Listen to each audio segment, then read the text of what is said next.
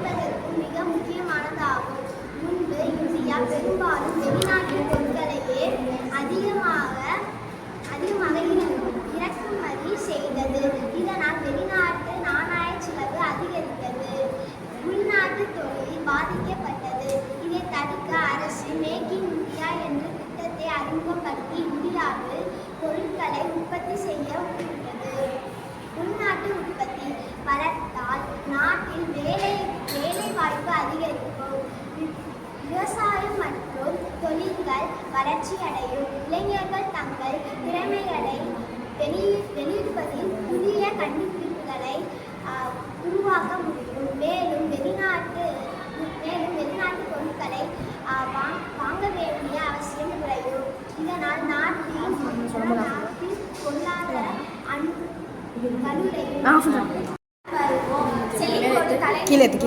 இளைய தலைமுறையின் மனதில் எதிர்கால இந்தியாவை பற்றி கனவுகள் நிகழ்ந்திருக்கின்றன.